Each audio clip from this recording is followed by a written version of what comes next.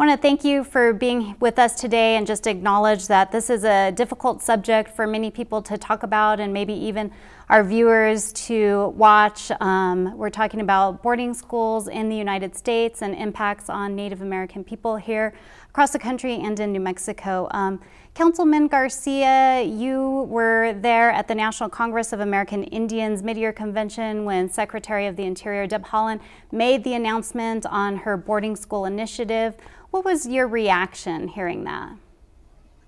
The initial reaction is that it did happen because her efforts started while she was still Congresswoman, and she was considering setting up a investigation or something to that effect of what finally transpired. And the fact that she moved over to Secretary of Interior, which was one of the best moves in the country for Indian country, she was able to move this effort a little faster than the normal. And so I think the effort has been long overdue, but there's a whole lot of history that most people in this country that don't know about, and that's Indian history.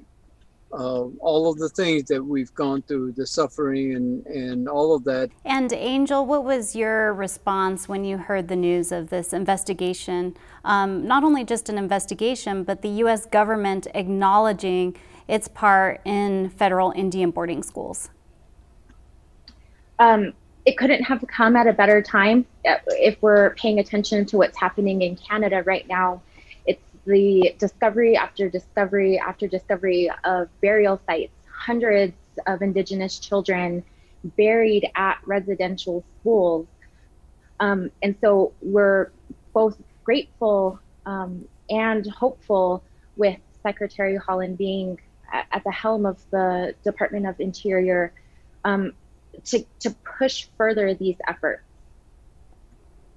And Councilman, can you talk a little bit about the impact on Pueblo people here in New Mexico with boarding schools? It's a history that tribal communities are well aware of, even though it's just now being brought to light in the public in the United States. We hear stories from our parents, our grandparents. It's a living history, and the impacts, including trauma and abuse, have been intergenerational. There's no understanding of what the intent was, other than trying to promote education, but that's not even a venue that the United States had its mind on. It was something different, and I think the United States has not talked about that. And the word is called genocide. And genocide is what it's about. What's happened is that religion and way of life are misunderstood by the dominant society. So the fact that we have culture and tradition, that's not religion, that's way of life. That's our way of life. And to just categorize it into religious thing, which is the conversion thing that you want to do.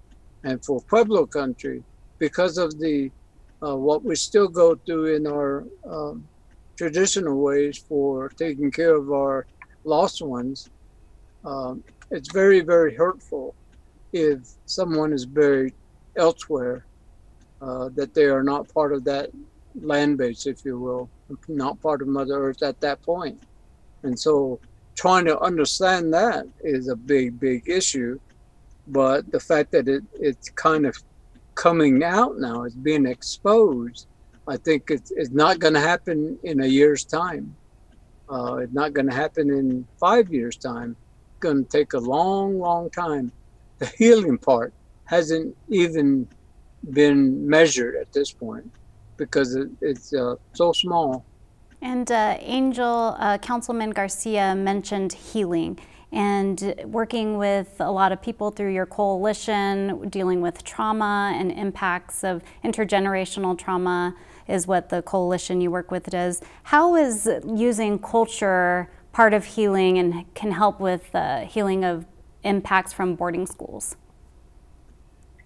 So what Councilman Garcia mentioned, that the ceremonies that we have, the process of returning our people into the earth is so important. And when we began having these conversations, just as a staff organization, so many feelings of anger and grief and hurt arose just within the 12 of us at the coalition.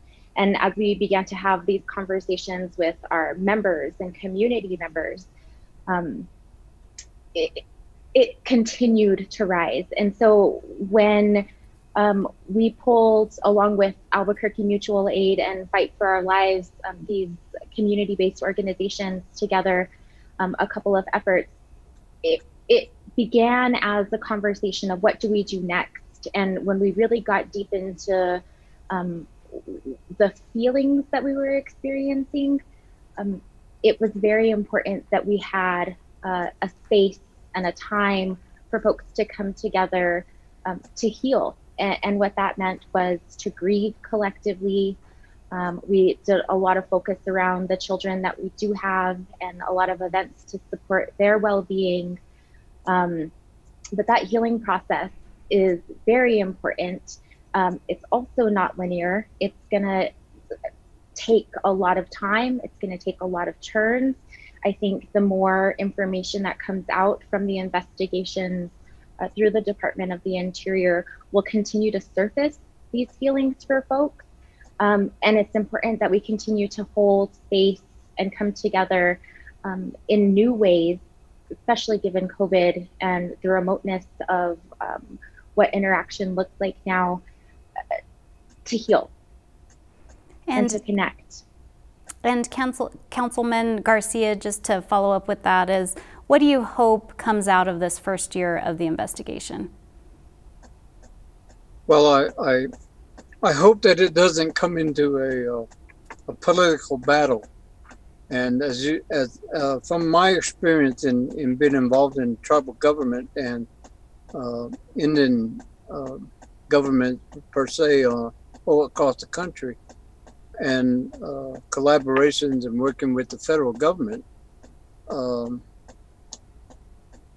sometimes efforts like this tend to stall out, and it becomes a political game rather than the real true spirit of what it is we're trying to accomplish. And the accomplishment, I think, has to do with healing. And unless you understand the parts of healing and how long it takes and what is needed by the people that need that healing, number one, it's got to be accepted that these things happen. But the guilty party also has to accept that these things happen. And the history of it is that it wasn't written in everyday book literature that I've got here. And so how many times have Indian people in their history, courses that they've taken because of it's a requirement in the education process, how many times have they read anything like this in the history book? And I say nil, because it's not in the history book. And so when you're at that level of a denial by the federal government that these things happen, then it becomes a harder effort to bring it to the surface and then move it along. And Angel, any final thoughts? Yeah, the healing requires connection, that we cannot have reconciliation without truth, that this was a practice of genocide, and that it's time for the country to reckon with that. There are ways in which New Mexico can grapple this issue. It's through the provisions of Yazzie versus Martinez to get that curriculum into the textbooks of children. Now it is ensuring that everyone is able to have a firm understanding of this is the history of this country. Thank you both for joining us today on New Mexico in Focus, and there's definitely a lot of work ahead on boarding school, looking at boarding school history here in the United States, and definitely for the healing process. Thank you so much.